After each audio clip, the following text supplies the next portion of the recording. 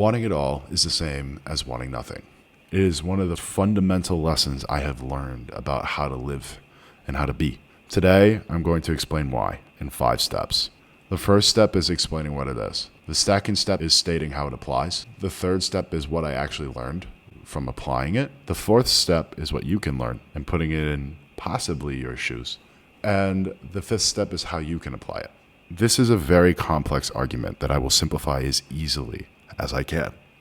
Wanting it all is the same as wanting nothing, because wanting one thing requires all of your discipline, effort, and focus. Now, in order to correctly make this argument, we must first define what discipline is. Discipline, in this case, is your ability to consistently do the one thing well.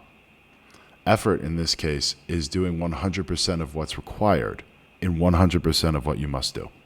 And focus is knowing what to do first, when doing it with 100% of your effort and doing 100% of what's required. Simple argument. If one of these 3 pillars is off, you will not be able to get one thing because you won't be able to do what's required to win. Now, I'm going to eliminate a possibility for 99.99999% of us, which is, you could do multiple things at once really, really well. That is true if you break up the different elements of your life with focus, effort, and discipline. It is true. Many people split up their lives into work, personal, and people. People being different because it is not who they are. It is who they want around them. And to do one thing really well in all 3 of those aspects of your life requires you to focus with effort and discipline on who you want to meet, what you want to do, and how you'll get it done. The other argument you can make is, yes, you could do multiple things really, really well within one of those 3 aspects, but it's going to require some prerequisites. The first one is leverage. There are maybe 1 million people out of 8 billion that could do multiple things really well at once. Maybe. Greatest example of this is Elon Musk, and this is in the work aspects of his life. He is able to run 6 to 7 businesses at one time. Okay, yes, you can meme me 6, 7, I get it. He's able to do it because he has leverage. Leverage, as a definition, is something gaining value without your time. And if you are able to have people, processes, and proof that the thing you built works consistently, then you are able to create leverage because you don't need your time with people, processes, and proof. The product and the service are an inherent proof. Elon Musk has proof in every product that he's ever built, from the first one that sold for $28 million in 1998 to all of us being on X.com, which he bought for an ungodly amount of money. But we are not Elon Musk. And I'll be completely honest, I don't envy people that intelligent because there are many more consequences that come with higher levels of intelligence that feeling would allow for you to rationalize. So now we've broken the bare bones of what it is. Now I'm going to tell you how it applies. In my early life, the one thing I wanted more than anything else was to go to the best school in the country and play football. I did that. And what I focused on growing up was school and sports. The sport I was best at was actually baseball, but I didn't love it. So I knew it wasn't my way into the best school in the country. I was always good in the classroom. I always got good grades, studied, tried, knew when to study, knew what to study, and did what was required. My ticket in was football. I always wanted to play ball. My mom didn't let me until I was 14 years old because a nice Jewish mother is very protective of her baby. And then she realized I was pretty good at it. So I kept going.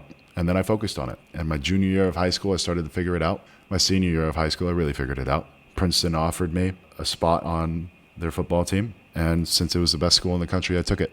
And after that, other schools really started recruiting me. But that was after, I had already made my mind up when I was 5. When I got there, the second part of this vision was playing football. And I meant actually playing in a game. And not like a scrimmage, not against my teammates, but really playing ball. When I got to school, I came into school with a lot of arrogance. I thought I was the best player on the team.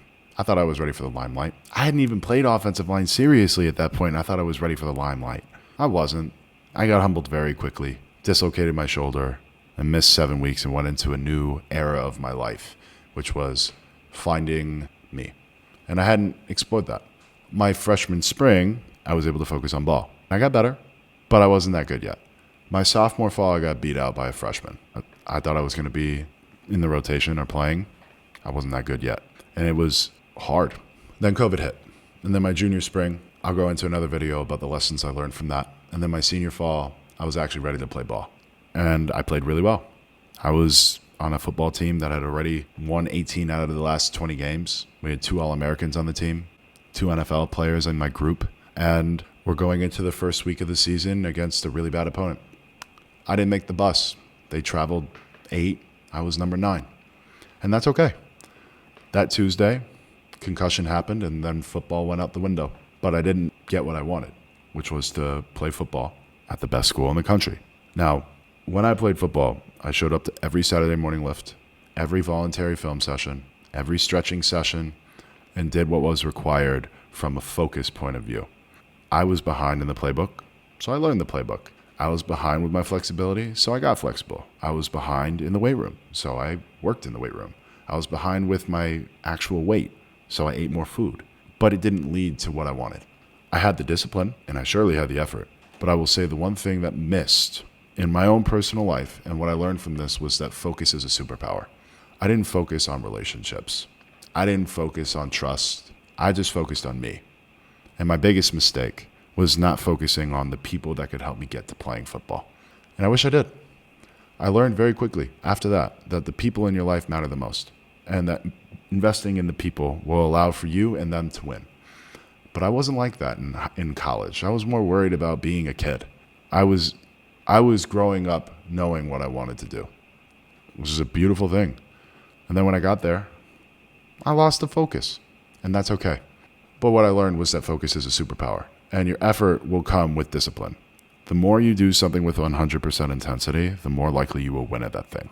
Now, what you can learn from my story is that when wanting it all, you must make sure that all elements of what you want are covered. I didn't cover the people in my life at the time.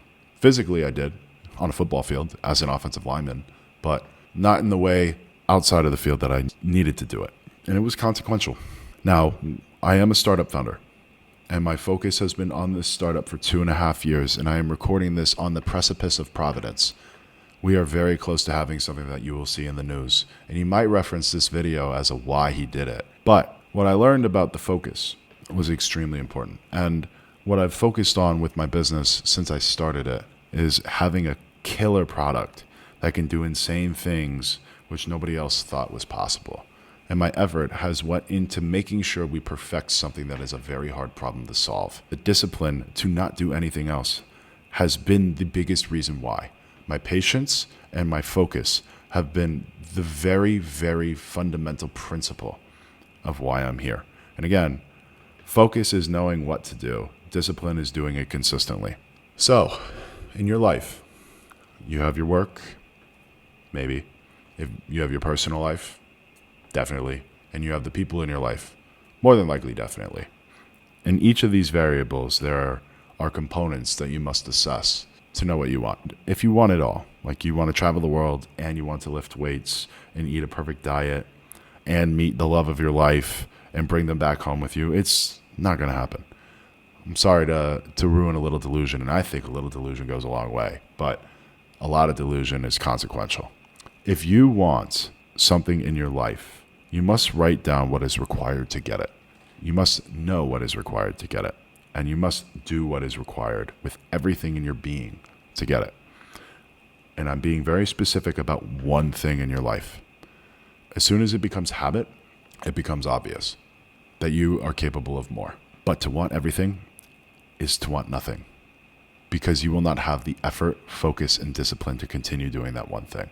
When you think about exactly what you want, be as specific as humanly possible, because if you specifically understand what's required, you specifically do what's required, and you do it with everything you could ever have in your system, you will get it.